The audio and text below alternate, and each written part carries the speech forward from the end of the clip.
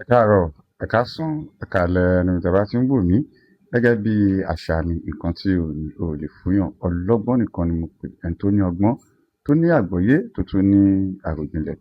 Ẹ jọ̀ọ́ tó bá jẹ́ pé àkọ́kọ́ leléyìí tó ń bá fídíò mi pàdé, ẹ jọ̀ọ́ ẹ bá mi share, kẹ́ bá mi like, kẹ́ bá mi repost kó lè kan àwọn tó yẹ kó kàn lára. Àti pé ìwọ tó bá ti wo fídíò mi rí, mo ṣe post recent video ni nípa ọ̀rọ̀ Yorùbá, Hausa, Fúlàní àti Igbo. Kí n tó sọ ohunkóhun, ẹ jẹ́ ká jẹ́ wo fídíò yìí. Ẹgbẹ́ nígbà kankan, a wọlé tì í, àgbọ̀n ti bàbá bẹ̀. Ẹni mo dín ẹgbẹ́ lu bàbá wa, kábẹ̀ la lu bàbá mi ọmọ ògbó orí dín náà níbí, ebi nìkan máa ń tẹ́tọ́ lẹ́gbẹ̀ẹ́ o. Ẹ dín ẹgbẹ́, toyúntoyún, ẹni tó bá gbé owó fún yín, ẹ jí gbé, ẹ tún pa olóyè ẹgbẹ́. Nígbòho, ẹbí mi ò tiẹ̀ bà yín, kúkúlájà mi ò tiẹ̀ dẹ́rù bà yín, nílùú bàbá mi.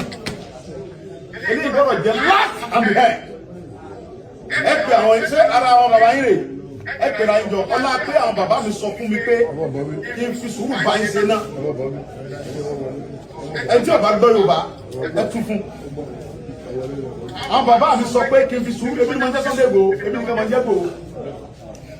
Èmi ò lè wà fẹ́ni kankan mo wà fún gbogbo ọmọ Igboho nílé lóko lẹ́yìn òdì ni. Nǹkan tí mo ń ṣe lónìí tí mo ń gbà fún àwọn aráàlú kan ẹ̀ lè mọ ṣe lù mí ọ̀sẹ̀ mọ́ bí re kò sẹ́ni tó lè gbé ní gbogbo ẹ̀kọ́ láíláí láìsáwó àwọn ìlú mi náà lè mú mi lọ́kùn ẹ̀tọ́ ẹ̀ gbogbo ẹni mo fi sọ àwọn àlùbàbà yín wá bá ń jà ẹ jí yẹn gbé toyúntoyún ẹni tó wá gbówó fún yín owó tẹ̀lé fẹ́ gbà ẹ pa ẹ tún wá pa olóyún yẹn ẹ wá fẹ́ nìkan lẹ̀ ẹ lè gbẹ̀rọ lọ àwọn ọmọ iná lẹ̀ sẹ́yìn lọ pé fún àlà ọ̀tún ṣe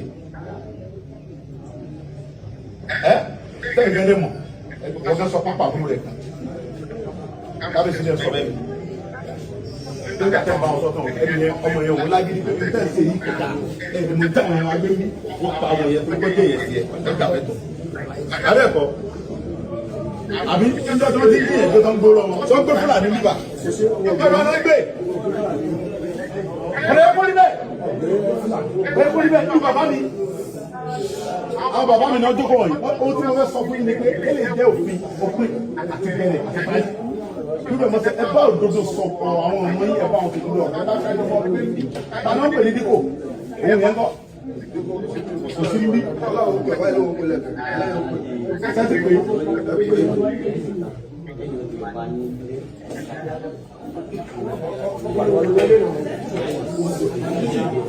náà títí bàbá rò yẹn dáadáa ọlọ́pàá rò yẹn dáadáa fún nǹkan pé ìfọ̀rọ̀ àwọn kó láìpẹ́ bẹ́ẹ̀ mo fẹ́ sọ fáwọn tí ọba gbélé mi nínú àwọn yẹn mo fún wọn ní wákàtí méjì ni o obìnrin yẹn àtọmú ẹ àtàbúrò ẹ tó lọ kámọ́lé lóru tó gbé yẹn mo fún wákàtí méjì kan lọ gbé wọn wá tí a bá rí wọn láàrin wákàtí méjì tí wọn bá pẹ̀lú ara ẹni ọ̀fẹ́ wọn bí wọ́n bá gbé wọn lọ àti wọ́n ti náà wákàtí méjì mo ń gbẹnu gbogbo ọmọ Ìgbòho sọ̀rọ̀ àti àwọn bàbá wa tó jọba wa ni mo fi sọ̀rọ̀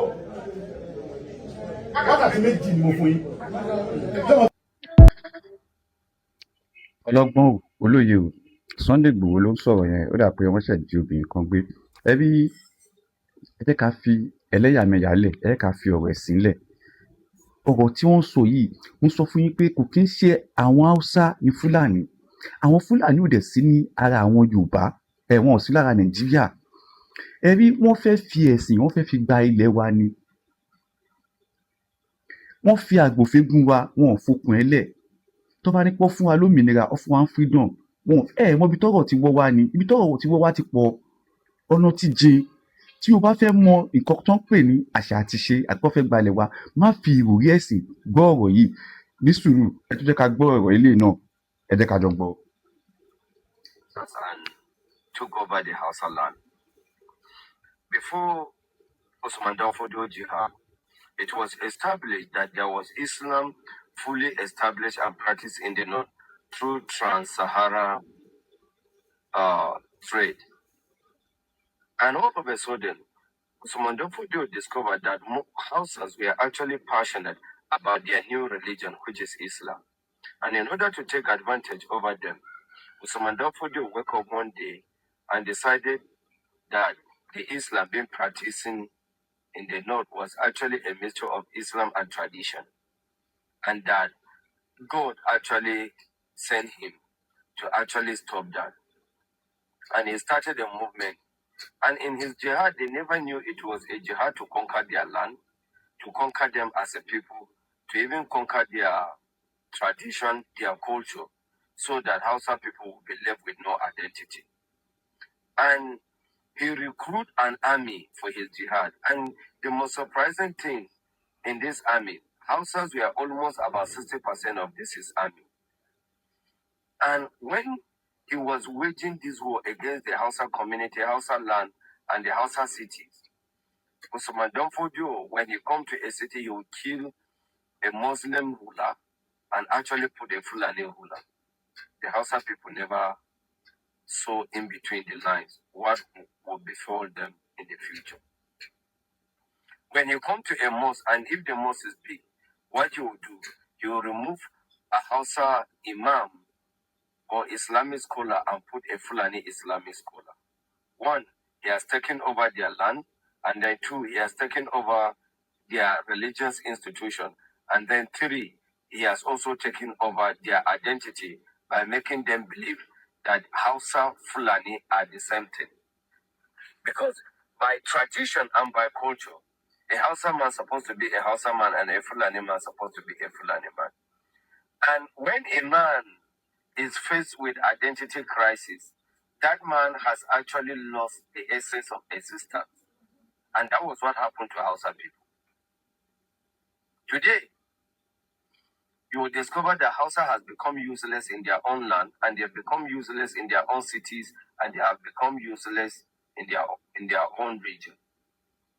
Look at the governors in the north. All the governors in the north are Fulanis. Kaduna, Kano, Jigawa, Zamfara, Katsina, Sokoto, Kebbi, Gombe, Bauchi.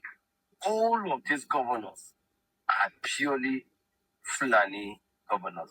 The question you ask, how can Fulani minorities that are actually politically powerful? It is when they have actually made the Hausas people and their community slaves. And they did not stop there. After taking their land, they are not satisfied for taking Hausa land. Look at it today. Fulani are killing the Hausas, driving them from their villages and from their land, inviting their people from Mali, Senegal, Burkina Faso, Africa, all over Africa, that look, there's a free land in Nigeria, come and take over. And Hausa today, they have become a thing of shame and disgrace, and nobody will help them. Any attempt to educate Hausa people against this evil that the Fulani has done to Hausa people is actually made with fierce and brutal action. My son go today is in DSS custody by the DSS Fulani ally, just because he is educating his people to open their eyes on the deception that happened many years ago.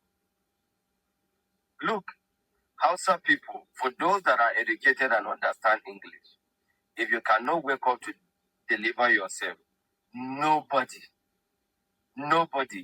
I said nobody, that will deliver you from the hands of these Fulani jihadists. Madam Saleh said it, that they are going to kill the Hausas and the armies. Look, why is it that Madam Saleh actually come out to take back his word? It was because his Fulani community say, why are you exposing what we are already doing? Madam Saleh did not retrieve his statement out of good conscience. He retrieved his statement out of the backlash. That why is he coming openly to say what they have already achieved and what they are already doing? Hausa people, you have to wise up. A word is enough for the wise. I come in peace. ṣẹ́wọ́n nǹkan tí ẹni ẹ sọ ọmọ haúsá ló ń sọ̀rọ̀ ìkúnṣẹ́ ọmọ fúlàní o ẹ̀yin yorùbá kí ló ń ṣe yín ẹ má jẹ́ kí ẹ̀sìn dà yín lè pẹ́ fẹ́ gbọ́ kò sí yorùbá tó lè ṣe ẹ̀sìn lè ṣẹ̀sìn tó haúsá kò sí bó ṣe lè ní pé o mọ islam tó o mọ ẹ̀sìn islam tó o lè ṣẹ̀sìn tó haúsá ọ̀dọ̀ wọn lẹ̀sìn yẹn gbà wọlé sí ilẹ̀ Yorùbá. Àwọn náà ti wá tají sìn, wọ́n ti sọ pé ẹ̀sìn yìí wọ́n ti fi gba culture, àwọn fi gba identity àwọn ni. Ìkíní kan dán fódíò tó ń dárúkọ yìí, ó wá fi ẹ̀sìn yẹn ó fi gba ogbó ilẹ̀ Haúsá, ó pa ogbó àwọn olórí àwọn Haúsá, ó install àwọn Fúlàní governors wọn, ọba wọn, gbogbo àṣà wọn, gbogbo òṣè wọn, Fúlàní ló ń control ẹ̀. Haúsá ò lá identity, wọn ò ní ẹnu wọn ò tọ́rọ̀ ní ilẹ̀ bàbá wọn. Wọ́n ti pa orí ìmọ̀ Haúsá rẹ́, Fúlàní ló ń control ilẹ̀ Haúsá. So wọ́n wá ń gbé kíní yẹn bọ̀ wá sí ilẹ̀ Yorùbá. Ẹ̀yin ọmọ àlè Yorùbá kan náà tí wọ́n á dìde pé wọ́n bá ẹ̀sìn jà, Islam ló ń gbógun ti. Kó hàn gbé ogun ti Islam. A sọ̀rọ̀ nípa ẹ̀sìn, à ń sọ̀rọ̀ nípa àwọn pípọ̀ pé wọ́n fẹ́ gba ilẹ̀ wa, wọ́n fẹ́ fi ẹ̀sìn, wọ́n fi gba àṣà àti ṣe wa, wọ́n fẹ́ fi gba àdánù, wọ́n fẹ́ gba identity wa, wọ́n fẹ́ gba dignity wa, wọ́n fẹ́ gbogbo bá ṣe múra, wọ́n fẹ́ gba gbogbo ẹ̀kọ́ lọ́wọ́ wa ni. Wọ́n dẹ̀ sọ fún yín, èyí tí wọ́n kọ́ play, èyí tó tún ṣẹ̀ṣẹ̀lẹ̀ nìyẹn o, ti Ìwó ni Sunday Ìwó lọ bá wọn, tó àwọn pípọ̀ wọ́n ti pọ́n kí ló kẹ̀, gbogbo nǹkan tá à ń jẹ́ ilẹ̀ Yorùbá, gbogbo nǹkan tá à ń mu, àwọn ló ń ṣọ́ wa, àwọn ló ń bá wa gbé, àwọn lọ́lọ́kadà wa, àwọn là ń ránṣẹ́. Gbogbo ẹ lọ wo ilé kan tó bá wọn security àbí Hausa ni security, gbogbo ọlọ́kadà àdúgbò Hausa ni, àwọn tó ń tata, àwọn tó ń ta nǹkan tá à ń jẹ, àwọn pípọ̀ yìí ni wọn ò dẹ̀ kí wọ́n ń ṣe àwọn Fúlàní ni 70% àwọn tó ń pè ní Hausa Fúlàní ni gbogbo wọn. Gbogbo governors tó wà nílẹ̀ Hausa Fúlàní ni, gbogbo àwọn ènìyàn tó ń jẹ́ ń bẹ̀ Fúlàní ni. Wọ́n ti gba culture àwọn pípọ̀ yìí, wọ́n dẹ̀ fẹ́ láti gba culture ẹ̀yin Yorùbá, àwa Yorùbá náà, ẹ̀yin Yorùbá kan náà tó wá ń dìde, ẹ̀yin lè pe wọ́n fẹ́ bá Islam jẹ́ ní o, Islam náà tẹ́ gbogbo ti Islam. Bọ́ ṣe gba nọ́ọ̀tì, bọ́ ṣe gba ilẹ̀ Hausa, wọ́n fẹ́ gba ilẹ̀ Yorùbá bẹ́ẹ̀. Ẹ jẹ́ ká ṣe ara lóṣooṣù ọwọ́, ẹ jẹ́ ká pera papọ̀. Hausa ló ń sọ̀rọ̀ yìí o, kò kí ń ṣe Yorùbá o, kò kí ń ṣe Yorùbá, kò kí ń ṣe Igbo, Hausa ni, kò ń ṣe Fúlàní. Ọlọ́gbọ́n ò olóye o, ọ̀rọ̀ àbọ̀ là ń sọ fún ọmọlúàbí, tó bá dénú ẹ̀ adòdìdì, ó ń bọ̀ àwọ̀lá dẹ́ẹ̀dì, mò ń bọ̀ mi ò tí ì dé.